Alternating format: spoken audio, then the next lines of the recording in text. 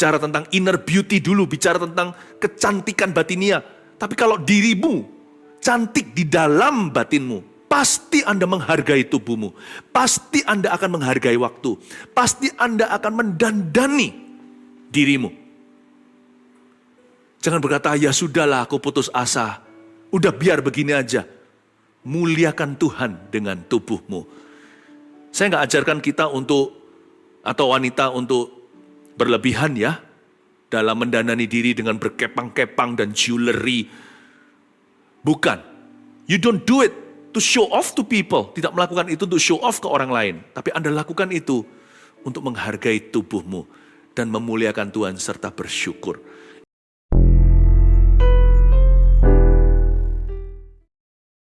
Saya ajak kita semua berdoa. Tuhan Yesus, sekali lagi kami minta tuntunan-Mu. Roh Kudus, bimbing kami dan sembunyikan hamba di balik salib-Mu. Berkati kaum Hawa yang sudah Kau tebus dengan darah yang mahal. Ya Tuhan, perempuan yang takut akan Tuhan, tak ternilai harganya. Biarkan Tuhan Yesus menyatakan hal ini lewat sermon atau lewat khotbah yang hamba berikan. Dan biarkan kami para laki-laki juga semakin menyadari value, nilai seorang wanita yang takut akan Tuhan. Sembunyikan hamba di balik salib. Dalam nama Yesus. Amin. Saya tergerak untuk menyampaikan sebuah pesan sederhana yang saya beri judul Kekuatan Perempuan.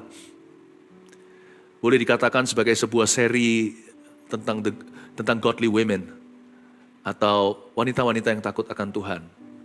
Wanita-wanita yang diberkati. Lalu kita harus menemukan terlebih dahulu kekuatan kita masing-masing apa. Termasuk kaum Hawa. Hawa yang sudah ditebus, bukan yang jatuh dalam dosa itu. Hawa yang telah dibeli kembali.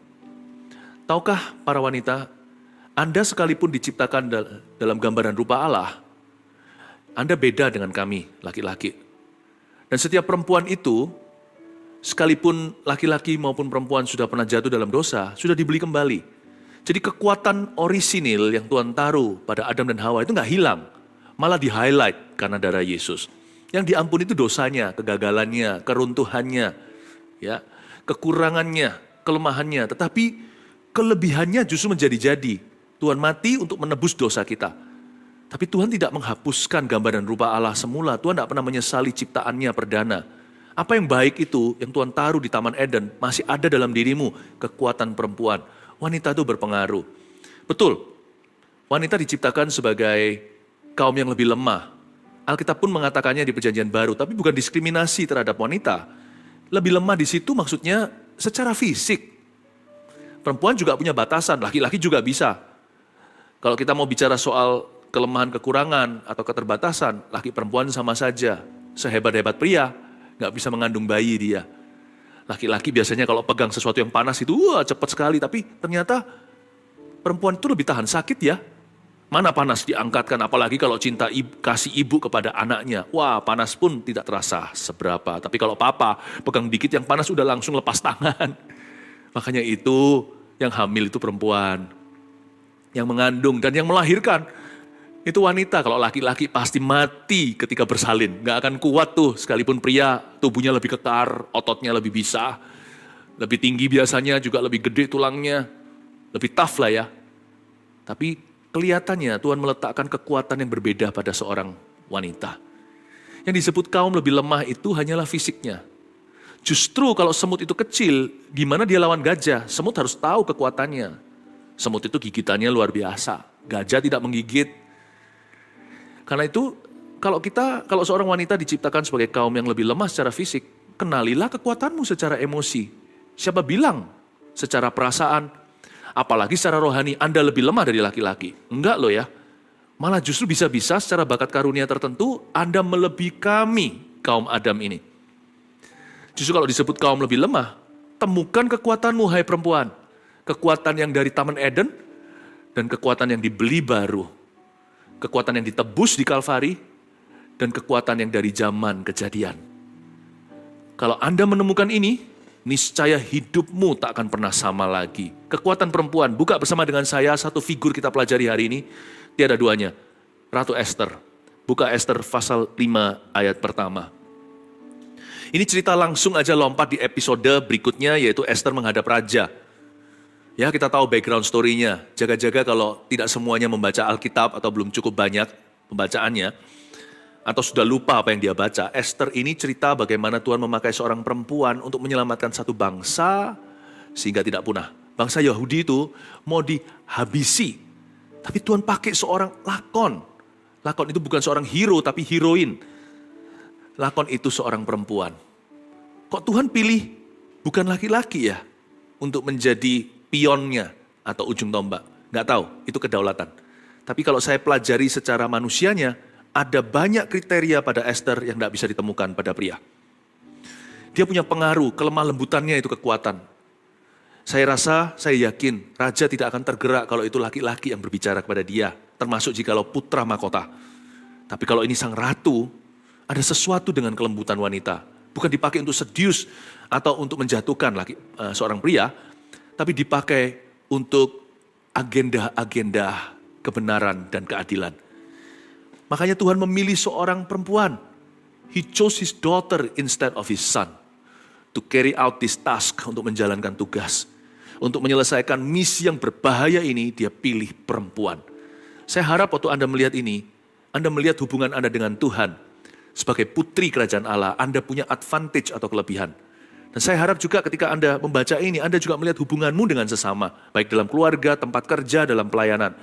Anda bisa menemukan your power, oh ladies. Ya, dear wanita, Anda bisa menemukan kekuatan Anda di mana. Ayat pertama, pada hari yang ketiga, Esther mengenakan pakaian ratu. Lalu berdirilah ia di pelataran dalam istana raja, tepat di depan istana raja. Raja bersemayam di atas tahta kerajaan di dalam istana, berhadapan dengan pintu istana itu. Berhenti di situ. Ayat 1, pada hari yang ketiga. Kenapa hari yang ketiga? Ini ada ceritanya di pasal 4 sebelumnya, bahkan berapa ayat di atas. Esther dan seluruh bangsa Yahudi atas perintah ratu harus berpuasa tanpa makan, tanpa minum 3 hari dan 3 malam lamanya. Esther ini tidak bonek gitulah ya kalau penggemar sepak bola di Surabaya. Bondo nekat katanya atau bermodal berani saja. Jangan hanya sekedar ambisius atau yang penting maju dulu gegabah. Kekuatan seorang perempuan terletak pada persiapannya. Catat itu. Persiapan hati terlebih dulu. Esther mempersiapkan hatinya, kalau aku terpaksa mati, aku mati. Hari itu dia tahu dia sedang menjalankan sebuah misi yang meresikokan nyawanya. Ada sebuah peraturan yang tidak bisa diputarbalikkan. Siapapun termasuk sang ratu tidak boleh masuk ke tempat kerja atau di tahta pengadilan sang raja. Siapa berani masuk ke situ harus dibunuh. Jadi sudah peraturan dari sananya. Dalam kerajaan itu sudah menjadi undang-undang dasar. Sudah menjadi hukum yang tertulis. Jadi Esther tahu kalau dia tiba-tiba tampil tanpa undangan formal, dia pasti mengakhiri nyawanya. Tapi dia beranikan diri, resikokan nyawanya. Dia berkata, kalau terpaksa aku mati untuk bangsaku, biarkan aku mati. Dan saya yakin 90% dia yakin dia akan mati. Karena hukum tidak bisa diubah. Apalagi itu zaman perang ya. Raja itu banyak yang mau bunuh. Jadi kalau orang tiba-tiba muncul di tahtanya, itu pasti sang bodyguard sebelum raja berkata hentikan, sudah pasti membunuh dia. Itu semua tangan cepat. Semua tentara Kopassus raja itu bukan main-main. Itu orang yang bisa menembak tanpa melihat ceritanya. Itu orang yang bisa main pedang tanpa harus mikir 2 kali. Sebelum otaknya suruh, tangannya sudah ke sana dulu. Andai kata raja sayang sama dia pun pasti gak ada waktu. Pasti dia terbunuh. Dia tahu itu. Tapi Esther tidak peduli. Dia tahu ini misi ilahi. Tapi dia bukan hanya sekedar yang penting ke syera-syera whatever will be. Dengan penuh persiapan dia puasa 3 hari 3 malam. Dan suruh semua bangsanya ikut puasa sama dia. Dia ada persiapan rohani. Apapun dalam hidupmu hai wanita, jangan asal-asalan. Perempuan itu diciptakan penuh dengan perhitungan. Bukan perhitungan dengan Tuhan, atau perhitungan dengan orang tuanya, perhitungan dengan sesama, bukan ya. Maksudnya hitung-hitungannya jalan. Buktinya laki-laki kalau mau pindah, contohnya dia dapat kerja baru nih di kota lain, dia dengan gampang aja berkata, iya asal gajinya bertambah. Biasanya mama atau sang istri yang di rumah yang akan berpikir detil-detilnya dan berkata, tunggu dulu papa, anakmu gimana sekolahnya, teman-temannya udah akrab nih. Dia sudah keluar dari pergaulan buruk ya kan. Lalu sekarang di sekolah ini, sekolah baru, apalagi di sini ada gereja kita. Kita udah cocok di sini. Bagaimana nanti di tempat baru, gimana dia adaptasi, jangan-jangan nanti dia depresi lagi. Itu mama yang mikirkan. Perempuan itu kalkulatornya jalan. Laki-laki biasanya lebih gegabah. Laki-laki cenderungnya berpikiran gambar besar. Wanita pada detil-detilnya. Itulah sebabnya Ratu Esther ini yang dipilih oleh Tuhan. Karena nanti untuk memenangkan peperangan ini jalan tikus bukan jalan raya.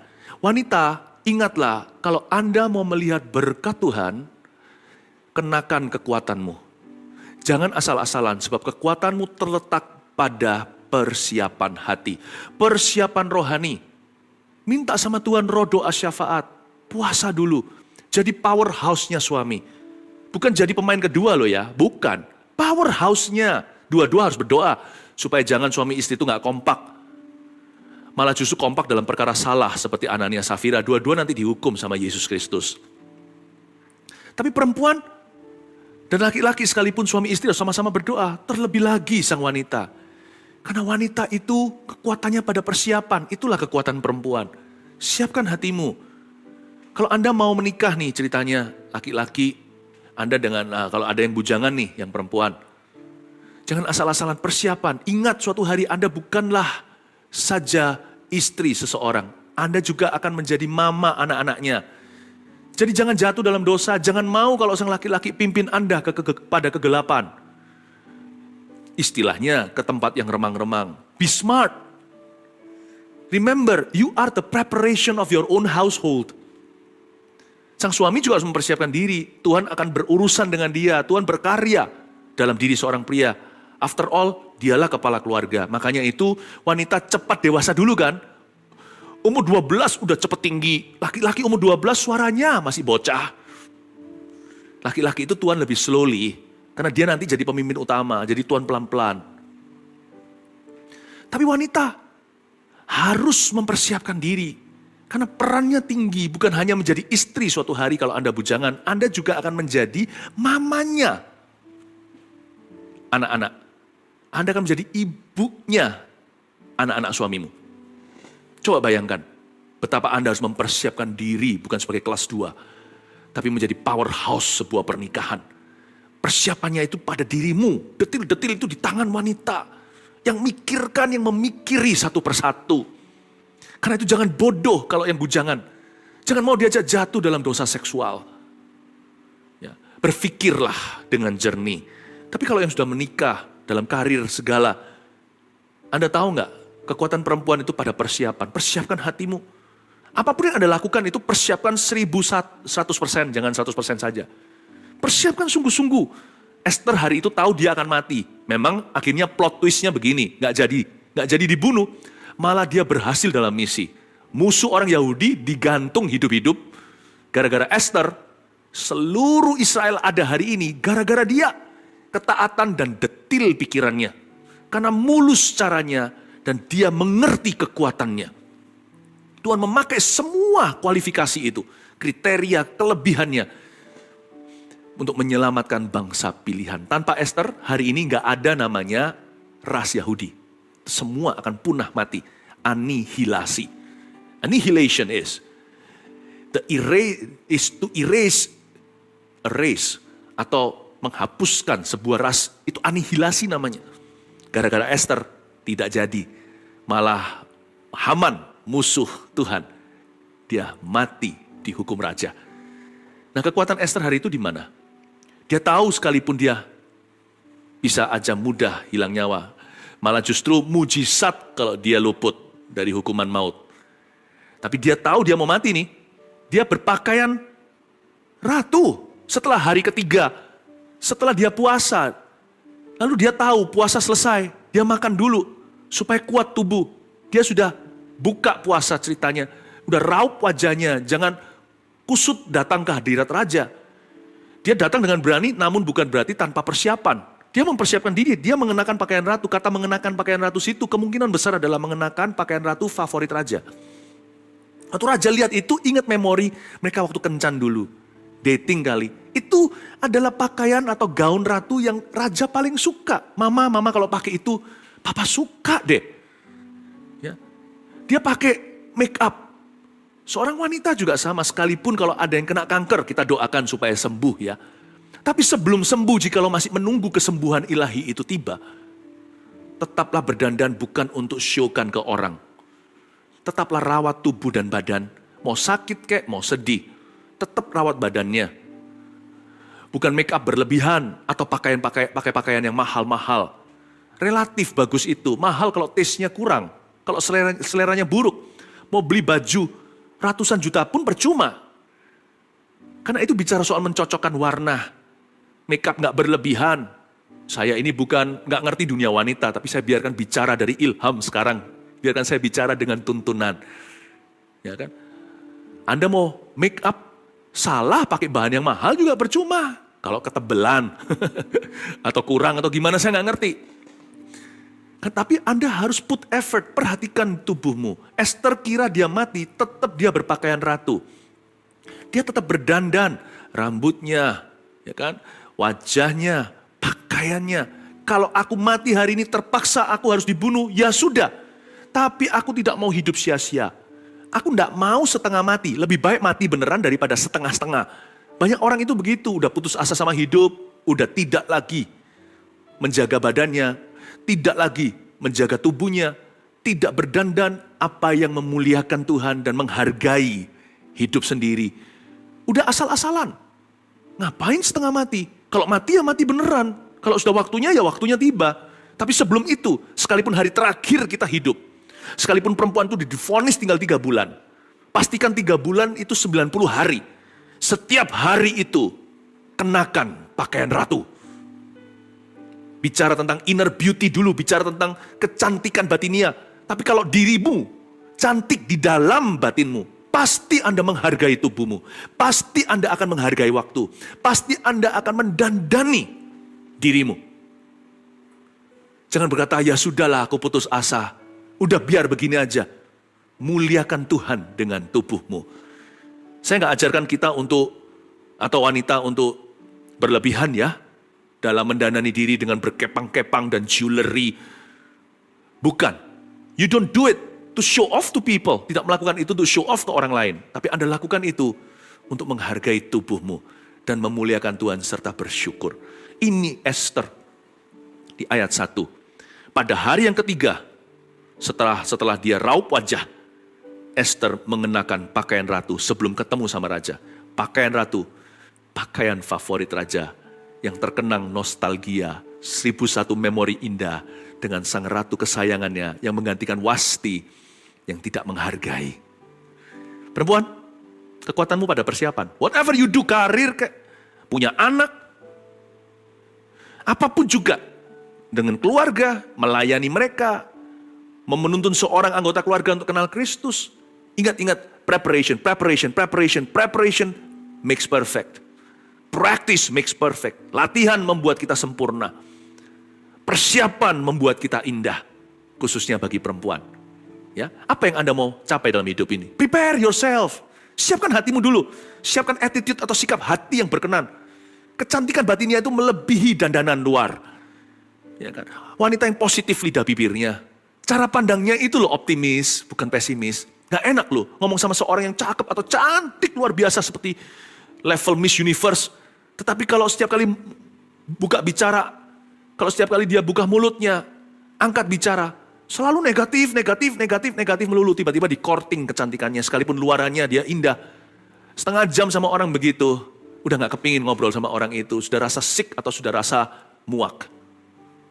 You see, you can be more beautiful because of your attitude, and you can be much less beautiful because of your negative attitudes. Karena sikap hatimu yang benar, Anda bisa jauh lebih cantik daripada aslinya.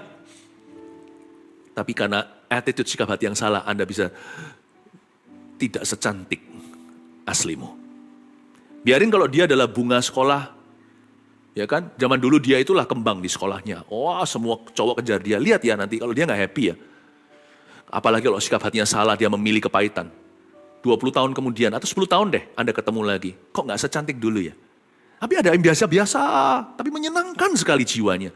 Lihat ya, setelah 10 tahun lagi Anda reuni, lihat, cantik benar dia. Ternyata kecantikan itu juga dari dalam. Pakaian ratu itu menunjukkan bahwa Esther menghargai badannya sekalipun dia kira hari itu dia akan jadi mayat. Itu kekuatan perempuan. Bedanya laki dan perempuan sini. Cowok kalau pergi sama-sama rame-rame gitu ceritanya. Apalagi kalau mau olahraga segalanya nggak masalah lah, nggak sisiran. Tapi sekali ada cewek datang, wah semua berdandan. Mulai gini-ginikan rambutnya gitu kalau lihat anak-anak muda. Lucu sekali kadang-kadang. Saya baca gerak-gerik tubuh mereka. Tapi kalau cewek ya kan, wanita pergi sama-sama kemana-mana. Siang-siang itu makan bersama-sama, ladies tea gitu ya. Nggak ada cowoknya, tapi mereka berdandan sungguh-sungguh. Karena wanita biasanya nggak berdandan buat laki-laki. Wanita berdandan untuk dirinya. Saya ngomong begini untuk mengingatkan pakaian ratu itu bukanlah pakaiannya. Tapi sebuah keputusan hidup untuk mempersiapkan dirinya, menampilkan terbaik. Mempersiapkan dirinya untuk menjadi yang terbaik. Itulah kekuatan perempuan. Allah sudah ciptakan pada Hawa, ditebus lagi lewat Kalvari. Lalu ayat 2, ketika raja melihat Esther sang ratu berdiri di pelataran. Itu raja kelihatan nih, wah bahaya nih. Ini sudah mengerikan sekali menurut saya. Ini sudah kalau ada drum di sini udah begitu. Ketika raja melihat Esther sang ratu berdiri di pelataran. Gara-gara puasa kan. Berkenanlah raja kepadanya untung. Lebih tepatnya puji Tuhan. Sehingga raja mengulurkan tongkat emas yang di tangannya ke arah Esther. Diulurkan begini. Lalu mendekatlah Esther. Baca sekali lagi. Lalu mendekatlah Esther. Dan menyentuh ujung tongkat itu. Harusnya kalau saya jadi Esther, saya sudah panik. Ini mau dibunuh semua termasuk keluargaku. Sekali ada keluar titah raja dihasut oleh Haman. Musuh bangsa Israel waktu itu. Kalau sampai raja memberikan signet ring atau memberikan cincin meterainya, matilah. Nggak bisa ditarik kembali, raja pun nggak bisa batalkan undang-undang. Dan pada saat itu, Esther harusnya sudah masuk dalam kepanikan. Bukan hanya keluarganya. Mordekai pamannya udah memperingatkan dia. Kalau kamu nggak mau, pertolongan datang dari tempat lain. Jangan kira kamu di istana, kamu nggak binasa, kamu pun akan mati. Dia pasti akan mati. Aduh, dia pasti sudah panik sekali. Nah Esther pada waktu masuk, untung kan, puji Tuhan. Dia nggak jadi dibunuh, berkenanlah raja. Lalu raja mengulurkan tongkatnya. Tongkat itu otoritasnya. Dengan tongkat itu dia menghakimi bangsanya. Dengan tongkat itu dia memerintah negeri. Diulurkan tongkat itu, tongkat emas yang di tangannya ke arah Esther. Lalu mendekatlah Esther dan menyentuh ujung tongkat itu. Dia nggak berlebihan, lalu dipeluk tongkatnya, tolong raja, dan gegabah. Atau dia bahkan ingini tongkat emas yang diulurkan kepadanya. Matanya tidak mata duitan. Dan ketika Esther mendapatkan uluran tongkat itu yang artinya, jangan diapa-apakan sang ratu. Dia boleh masuk kepada ruangan, masuk dalam ruangan ini untuk menghadap aku. Esther menyentuh ujung tongkat itu. Dengan kata lain, Esther menyentuhnya lembut-lembut. Dari sini saya bisa lihat dan baca karakter Esther. Hari-hari ini juga ada yang namanya, secara profesional, ini adalah ilmu atau sains. Untuk membaca sidik jari, tanda tangan, bisa memberikan semacam diagnosa personality atau kepribadian anak-anak kita. Kalau kita baca Alkitab seperti ini, saya baca sekilas, bisa menebak sifat Esther itu seperti apa. Hingga kita bisa belajar kekuatan perempuan. Mendekatlah Esther. Waktu digituin, dia mendekat. Dia bukan wanita trauma. Dalam keadaan panik, harusnya diulurkan tongkat, dia sudah begitu. Dia menghindar. Dikira mau dipentung kali. Enggak. Wanita kalau mau diurapi oleh Allah, Anda harus move on dari segala trauma. Harus memutuskan untuk berhenti traumatis. Apa bisa pastor take charge, take ownership, belajar bertanggung jawab atas perasaanmu. Dan katakan di dalam nama Yesus, aku tutup buku. Semua trauma itu, kalau ada sisa-sisa pengampunan yang masih defisit, aku ampuni. Aku ampuni dengan iman. Toh pengampunan bukan dari saya, pengampunan itu hanya mengalir melalui diriku. Aku mengampuni karena Yesus sudah mengampuni aku lebih dulu. Anda harus move on, harus berhenti trauma dan berkata, trauma, diam. Aku sudah selesai dengan engkau. Gerak-gerik Esther akan menentukan dia berhasil atau tidak. Dia bukan traumatis, tapi dia mendekat. Dan ketika dia mendekat, dia jamah, gently, atau dengan lembut saja, nggak berlebihan. Dari sini saya juga bisa melihat dan membaca bahwa Esther itu orang yang bisa bersyukur untuk yang sedikit. Kalau saya jadi Esther, mungkin bisa saja, kalau kita jadi Esther, bisa saja kita panik. Ketika diulurkan tongkat, langsung angkat bicara, raja-raja tolong, SOS, SOS, help, help. Keluargaku mau dibunuh, aku mau dibunuh, seluruh bangsa Yahudi mau dibunuh. Help, help. Enggak. Slowly, step by step, heart to heart. Selangkah demi selangkah, saudara. Sehati demi sehati. Dia bertindak bukan sebagai seorang yang ketakutan atau gegabah. Esther ini bijaksana, selangkah demi selangkah. Dia hati-hati membawa diri, saya suka bahasa Indonesia, hati-hati itu dalam bahasa Inggris careful. Saya nggak suka bahasa Chinese-nya xiao, xin. Xiao itu kecil, xin itu juga kecil. Sorry, kecil, xin itu hati. Xiao xin itu artinya hati-hati. Yang arti harafiah dari dua huruf itu adalah berhati kecil lah. Saya nggak suka. Careful juga oke lah ya. Bahasa Indonesia paling bagus. Hati-hati. Bukan berarti jadi pecundang. Pakai hati tapi dua hati. Double hati. Ya kan? Jangan gegabah, jangan takut juga. Hatimu pas-pasan aja, semua indah pada waktunya. Kalau sekarang pertolongan Tuhan masih sedikit, bersyukurlah. Belajarlah bersabar. Jamah pelan-pelan. Jangan langsung ketika diulurkan tongkat, dikasih hati minta rempelah. Langsung ngomong apa adanya. Dan sebarkan isi hatinya, beberkan mentah-mentah. Bodohlah orang yang membeberkan kekesalan hatinya seketika itu juga. Esther gak langsung bocor mulut dan berkata, raja-raja, tolong hamba, tolong kami dalam bahaya. No. Esther jamah ujung tongkatnya. Belajarlah bersyukur untuk pernyataan kasih karunia yang paling dini. Orang yang tidak bisa syukuri 5 roti 2 ikan, kemungkinan dia salah satu dari 5.000 orang yang tidak makan. Tapi Esther berkata, kalau aku dikasih hati, aku ambil hati itu dulu, gak minta rempelah. Sehati demi sehati, selangkah demi selangkah. Terimalah bentuk kasih karunia. Hai saudari-saudariku perempuan. Terimalah bentuk wujud kasih karunia yang paling dini. Jangan komplain. When God gives you this, don't ask for more. Waktu kita minta segede itu, kok dikasih cuman sedikit, kok hanya diberikan begini, segini saja. Syukuri dulu. Kadang-kadang, untuk tahu apakah Tuhan beserta, tidak perlu kita minta tanda besar. Bisa-bisa Tuhan kasih kita tanda-tanda kehidupan yang kecil saja. Di dalam perkara sederhana Allah berbicara. Tahu nggak kekuatan perempuan itu pada detilnya, seperti yang saya katakan tadi. Detil itulah perkara kecil. Wanita itu lebih detail, lebih spesifik.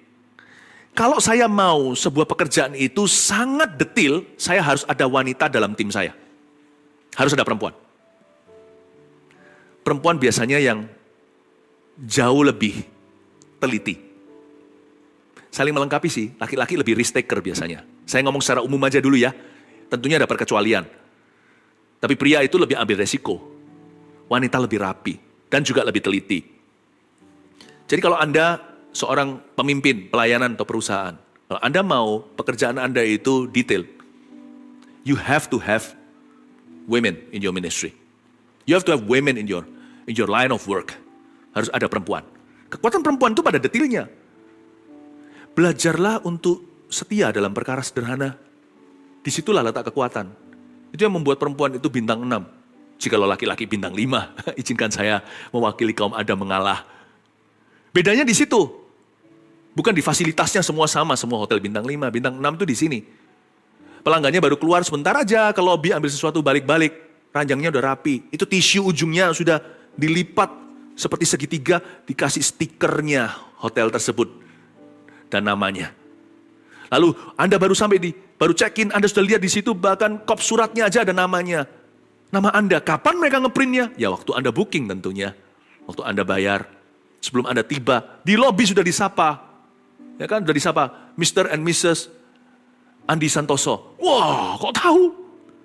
Itu semua detil-detilnya membuat bintang 6. Bukan satu bintang level berbeda dengan bintang 5. 1 bulan dan matahari bedanya.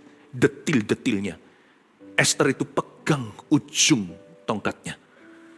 Dia menerima apa saja pertolongan yang diberikan sebatas itu hari ini. Berikan pada kami makanan atau rezeki kami secukupnya. Be thankful dulu with the little and with the few. Belajar bersyukur dulu dengan yang sedikit dan yang pas-pasan. Jangan minta hari itu juga, hai perempuan. Step by step, heart to heart dengan Tuhan. Dia menyentuh tongkat itu. Ayat 3, tanya Esther kepadanya. Tanya raja kepadanya. Apa maksudmu, hai Ratu Esther? Dan apa keinginanmu? Wah, raja langsung bertanya nih. Sampai setengah kerajaan sekalipun akan diberikan kepadamu. Raja bertanya, you mau apa, my dearest? Atau raja berkata, honey, what do you want? Sayangku, apa yang kamu mau?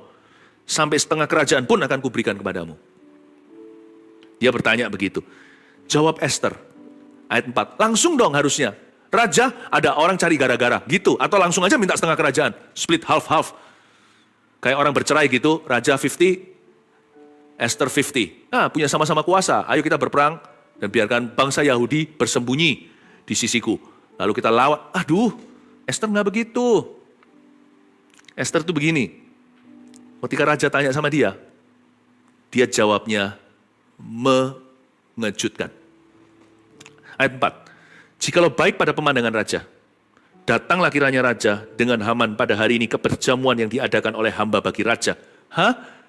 Diajak untuk bertamu, karena zaman dulu raja dan ratu harus tinggal beda palace atau beda istana, karena ini memang sudah protokol. Esther ditanya, kamu mau setengah kerajaan ya sayangku? Dia berkata, no, I would like to invite your highness. Aku ingin sekali mengundang raja, sekalian ya bawa Haman. Haman itu musuhnya. Tapi Haman tidak tahu dia akan masuk dalam perangkap Esther. Esther berkata, aku hendak mengundang Baginda yang termulia untuk datang. Bertamu, saya akan masakkan, kita tea time, kita akan minum teh bersama-sama, tea party gitu ya. Biarkan hambamu melayani raja. Wow, apa rajanya nggak langsung jatuh hati. Menyesal dia hanya mau kasih ke setengah kerajaan. Disinilah raja ingin memberikan nyawanya untuk Esther. Tahu nggak? Kekuatan perempuan terletak di sini. Please jangan jadi wanita murahan. Esther dari sejak bujangan waktu dia masuk di dalam sayembara, masuk di dalam daftaran orang-orang yang dikumpulkan di istana. Mereka yang akan dipertemukan dengan raja. Esther tidak minta hal-hal yang mahal-mahal. Waktu dia ditanya dia harus pakai apa, dia serahkan kepada pengasuh yang raja berikan atas semua wanita-wanita ini. Esther itu seorang perempuan yang bisa menahan diri. Orang ini justru yang kayak begini ini, justru mahal saudara. Yang bisa tertebak harganya, yang bisa ketahuan nilainya, itu yang murahan. Dikasih ini sudah langsung mau, dikasih itu mau aja aku. Sudah bisa buka harga. Justru yang begini ini nggak bisa dibeli, Esther ini. Dan kali ini raja mengucapkan suatu undangan yang tidak pernah terdengar di hall atau tidak pernah terdengar di tata raja didengungkan hal demikian. Setengah kerajaan mau dikasih hari itu kan berarti raja berkurang teritorinya. Tapi itu pun Esther menolaknya dan berkata, no my king, I want you. Wow, I want your presence, not your presence. Aku mau hadiratmu, kehadiranmu, bukan kadomu, sekalipun setengah kerajaanmu. Datanglah kiranya raja dengan Haman ke perjamuan yang akan diadakan oleh hamba. Hamba akan melayani. Ya Baginda, datanglah kemari. Wow, luar biasa. Kekuatan perempuan, Anda ready? Are you ready? Ada pada visi yang besar dari Tuhan. Minta sama Tuhan, visi hidupmu apa? Visi hidup Anda bukanlah pakaian yang Anda pakai, atau tas Anda, atau sepatu, atau harta benda apapun. Minta visi lebih tinggi dari materi. Minta visi yang lebih tinggi daripada kesenangan diri sendiri. Minta visi yang tinggi. Esther ini berpikiran besar. Jangan main-main loh ya. Perempuan yang detil kalau berpikiran besar, besar sungguhan. Wanita yang berpikiran besar itu jangan pernah diremehkan. Perempuan seperti itu adalah ratu di mata Tuhan. Pikirannya itu loh. He sees God a great vision. from the Lord. Pertanyaan saya kepada putri Sion kaum Hawa, wanita yang ditebus di Kalvari oleh Yesus, putri-putri kerajaan sorga, Maria dan Maria Magdalena. Orang-orang kenamaan pilihan seperti Esther dan Deborah. Listen to me. I'm asking you, saya bertanya. Mewakili Tuhan Yesus menjadi kepanjangan tangannya dan perpanjangan lidahnya. What is your vision, my daughters? Apakah visi hidupmu? Hai anak-anakku, kata Yesus Kristus melalui sharing ini. Apa visi hidupmu, hai putri-putriku? Kata Tuhan Yesus. Jangan setengah kerajaan. Bahkan jangan kerajaan itu sendiri. Minta yang jauh lebih tinggi. Maka titah Raja ayat 5, suruhlah Haman datang dengan segera, supaya kami memenuhi permintaan Esther. Lalu Raja datang dengan Haman ke perjamuan yang diadakan oleh Esther. Pinter si Esther. Dia ngerti konteks dan waktu. Ya, seperti kalau kita lagi ada undangan berbicara secara publik lalu selesai kan biasanya kita bilang begini sebagai pamitan. Sekarang waktu dan tempat saya kembalikan. Atau kalau kita mengundang seseorang naik ke panggung, waktu dan tempat saya serahkan kepada Bapak ini. Akan memberikan ceramah berterima kasih kepada para hadirin. Waktu dan tempat saya berikan. Anda harus tahu bahwa waktu dan tempat itu penting sekali. Tidak segala sesuatu itu pada waktunya. Tidak segala sesuatu pada tempatnya. Makanya doa saya setiap hari buat keluarga dan buat gereja, buat semua orang yang saya kenal dan tahu adalah saya berdoa agar mereka selalu ditemukan di tempat yang tepat, di waktu yang tepat, ketemu sama orang tepat. Jangan sampai di tempat yang salah, ketemu sama orang yang salah, di waktu yang salah. Wah, berabe celaka. Tempat dan waktu saya serahkan. Esther itu punya satu kekuatan sebagai perempuan. Jangan anggap dia kaum lemah. Karena orang ini peka, dia tahu gimana menyerahkan waktu dan tempat pada Tuhan. Dia punya permintaan, tapi dia nggak tanya di tempat. Permintaannya boleh benar, tapi waktu dan tempatnya kalau salah, bisa salah kaprah. Percuma, pertanyaannya betul, timingnya salah. Itulah sebabnya perempuan harus bisa baca waktu. Kalau suami pulang ke rumah, ini kan klise sekali ya. Jangan langsung beritahu, mungkin dia perlu mandi dulu, pas makan, cari waktu yang tepat. Kalau Anda mau bicara, ini bukan trik-trikan. Tapi ini orang yang menghargai waktu Tuhan dalam segala hal. Nggak tentu suaminya ready untuk mendengar itu. Kalau kita mau memberi masukan, harus ngerti. Bukan hanya pilih kosakata, kata-kata yang membangun dan mudah dicerna, tidak membunuh karakter tetapi lebih kepada isunya.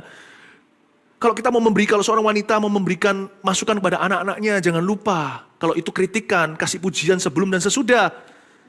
Sehingga sebelumnya sudah divaksin dulu, dikasih kritikan yang membangun, setelahnya itu dibalut luka yang kita hasilkan lewat kritikan. Jangankan perempuan, laki juga perlu lakukan itu sama saja. Apalagi perempuan itu manusia pengaruh. Manusia pengaruh, betul itu. Buktinya, Hawa bisa menjatuhkan ciptaan pertama. Memang ular sih. Tapi kalau nggak lewat Hawa, setan nggak bisa jatuhkan Adam. Hebat nggak kaum Hawa itu? Esther ini tahu menyerahkan waktu dan tempat kepada Tuhan. Makanya itu, dia pindahkan medan perangnya dari tahta pengadilan raja to the bedroom. Ke tempat tidurnya. Saya tidak bicara, ini bukan implikasinya seks sebagai senjata ya. Kalau Anda sudah menikah, seks bukan senjata. Bukan ya. Jadi jangan pernah kalau orang yang sudah menikah nih, suami dan istri, ngambek. Lalu habis itu, itulah hukumannya.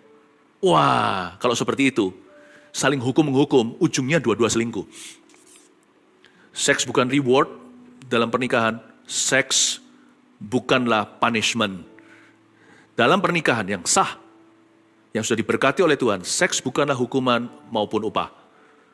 Yang saya maksudkan dibawa ke tempat tidur adalah ke tempat pribadi. Dia bawa raja ke palace-nya. Malah bukan di tempat tidur secara literally atau secara harafiah. Dibawa ke meja makannya, perjamuan dihidangkan oleh Esther untuk raja dan Haman. Haman pun suruh datang, raja suruh Haman datang. Raja saking senengnya sama Esther, ya kan? Bayangin, dulu yang Wasti, istrinya yang akhirnya disingkirkan di pasal pertama. Itu kan Wasti tidak menghargai dia di hadapan semua panglimanya, di hadapan semua pegawai-pegawainya, di hadapan semua pejabat. Wasti nggak mau datang. Esther ini mengalahkan karismanya semua pejabat raja, termasuk Haman. Haman ini didengar sama raja. Haman ngomong apa aja didengarkan, kan dia penasihat utama. Kelihatannya presiden ya, tapi sebenarnya Anda harus perhitungkan Penasihat presiden itu siapa? Yang harus kita doakan bukan hanya pemimpin negara, tapi kita juga harus doakan nasihat penasehatnya. Atau kabinetnya. Nah ini adalah penasihat wahidnya, kabinet nomor satunya si Haman pun kalah. Haman, you datang ya. Haman itu sibuk sekali mengurusi semua urusan raja, disuruh datang. Bayangkan ya, kalau perlu ya, setan sama Tuhan disuruh datang ke wisudamu ketika engkau diberkati. Kalau perlu seluruh malaikat yang paling tinggi, bukan setan nih, malaikat-malaikat Tuhan pun. Kalau perlu orang-orang utama, orang-orang kenamaan di bumi ini, mereka, Tuhan kan saking bangganya dengan Anda, Tuhan akan perintahkan mereka untuk melayani visimu.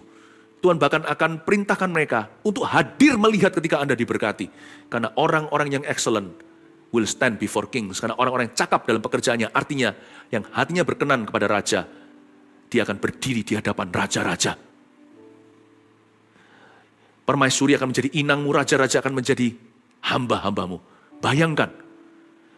Dan kalau perlu, setan akan dibawa Tuhan masuk ke perangkapnya orang yang berkenan kepada Tuhan. Suruhlah Haman datang dengan segera, supaya kami memenuhi permintaan Esther. Haman mungkin awal-awal menggerutu, apa sih? Aku loh official atau pejabat sepenting ini, disuruh datang dinner atau tea party. Aduh, ini kan urusan pribadi. Kenapa saya disuruh datang? Aduh, aku sibuk tahu, tapi gak berani dia sama raja. Dia pasti awal-awalnya tersinggung. Kenapa raja mementingkan kepentingan perempuan? Apalagi zaman itu bukan emansipasi. Kenapa raja mementingkan kepentingan seorang wanita untuk seorang pegawai sepenting saya? Datang ke party gitu, buang-buang waktu. Dapat apa aku? Bayangkan, seperti itu Esther itu kekuatannya dalam hati seorang raja yang besar. Ini adalah negara adikuasa zaman tersebut. Saya ingin sekali untuk menegaskan pada Anda, wanita yang bervisi besar itu pengaruhnya besar. Wanita yang bervisi kecil hanya untuk dirinya mimi, lama-lama akan turun harga, jatuh mesin, pelan-pelan jadi murahan di mata bukan hanya orang, tapi juga di mata Allah. Have a big vision.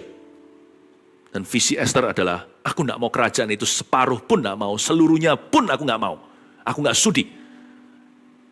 Aku mau keselamatan untuk orang Yahudi. Wow. Dan aku, untuk melakukan itu, aku mau kehadiran suamiku, rajaku, bukan kerajaannya. Dan raja bisa merasakan ketulusan hatinya dan raja sangat-sangat terpikat. Mungkin raja di dalam hati berkata, ini beda ya sama Wasti. Beda sekali, tidak sama dengan ratu pertama di pasal 1 itu. Nah sekarang kita membaca ayat berikutnya. Sementara minum anggur, bertanyalah raja kepada Esther, apakah permintaanmu? What do you want, honey? What do you want? What would you like? What's your wish, darling? Kekasihku, apa permintaanmu? Niscaya akan dikabulkan dan apakah keinginanmu? Sekali lagi diulang kedua kali. Berarti raja tadi bukan basa-basi. Sampai setengah kerajaan sekalipun akan dipenuhi. Ayat 7, maka jawab Esther, permintaan dan keinginan hamba ialah. Are you ready? Permintaan dan keinginan hamba ialah. Jikalau hamba mendapat kasih raja dan jikalau baik pada pemandangan raja, mengabulkan permintaan serta memenuhi keinginan hamba, datang pula lah kiranya raja dengan Haman ke perjamuan yang akan hamba adakan bagi raja dan Haman. Maka besok akan hamba lakukan yang dikehendaki raja. Raja jadi semakin penasaran. Tanya pertama, ada masalah? Istri berkata, tidak apa-apa. Tanya kedua, apa yang salah? Gak apa-apa raja, izinkan aku melayanimu. Wow, begini ya, banyak orang itu begini. Aku tunggu masalahku pergi dulu baru melayani Tuhan. Kamu berubah dulu baru aku mengasihimu. Begitulah biasanya tuturan seorang istri yang sakit hati. Ya. Ketika kita memberikan suatu rintangan dalam jiwa kita untuk melayani seseorang, sebenarnya yang kita bunuh adalah diri sendiri. Dan semua potensi dan semua berkat yang Tuhan sediakan yang melampaui akal budi. Belajarlah, saudara-saudaraku, khususnya kaum perempuan, belajarlah untuk menyembah walaupun musuh sudah dekat. Belajarlah untuk tetap melayani walaupun masalah masih ada di hadapan. Di depannya ada Haman. Itu orang yang sudah bernafsu membunuh. Itu hidungnya seperti naga, ada apinya. Semua sudah tahu konspirasi yang akan terjadi atau yang sedang dilaksanakan. Sekalipun Belanda sudah nggak jauh ceritanya, kan ada pepatah bahasa Indonesia, Belas dan Belanda masih jauh. Ini sudah di depan pintu. Esther tetap melayani Raja dan Haman. Your strength, O ladies, dear woman, kekuatanmu hai perempuan terletak pada roh melayani dan lemah lembutmu bisa memenangkan orang terkeras yang paling sulit. Orang yang paling keras kepala sekalipun akan jatuh ke dalam pengaruhmu tanpa banyak berbicara. Dengan roh kelemah lembutan, do you know that your power is your gentleness? Kelemah lembutan itu adalah senjata rahasiamu, hai wanita yang takut akan Allah. Dia melayani lebih sungguh, dia melayani. Ya, kalau andai kata raja sini juga melambangkan seperti Tuhan, raja di atas segala raja. Dan wanita di sini melambangkan perempuan, yaitu mempelai wanita Tuhan. Mempelai perempuan, yakni gerejanya. Maka ini juga bisa ditafsirkan begini bahwa sekalipun masalah sudah mendekat, kita hampir dihabisi. Kita sudah terhimpit, tidak bisa lari. Kita sudah terjepit, tidak bisa kemana-mana. Asal ada raja di sisimu, di tea partimu, di hidangan yang kau berikan, meskipun hidangan korban pujian dan syukurmu itu tidak seberapa dibandingkan yang malaikat bisa berikan. Anda akan belajar untuk bersekutu dengan suami sorgawimu, Yesus Kristus mempelai laki-laki. Kita akan tetap menyembah Dia, sekalipun Belanda sudah tidak jauh. Belajar seperti Esther, ini kekuatan seorang wanita. Inilah yang disebut a godly character in a lady. Dia bisa dengan tenang di samping rajanya melayani. Menyembah istilahnya, menyembah Tuhan maksudnya. Wow, raja jadi semakin penasaran. Mau apa nggak dijawab. Ada masalah. Dia berkata, nggak apa-apa raja. Apa yang salah? Tidak minta sesuatu. Raja mungkin sudah curiga di hatinya. Pasti ada sesuatu yang sangat besar ratu meminta. Pasti ada sesuatu yang membuat gelisah hatinya. Pasti ada sesuatu yang berat di dalam jiwanya. Aku tidak tahan lagi. Sekarang raja sudah tidak lagi menawarkan setengah kerajaan. Raja menawarkan dirinya. Dan bahkan kalau perlu berikan nyawanya untuk sang ratu kesayangannya.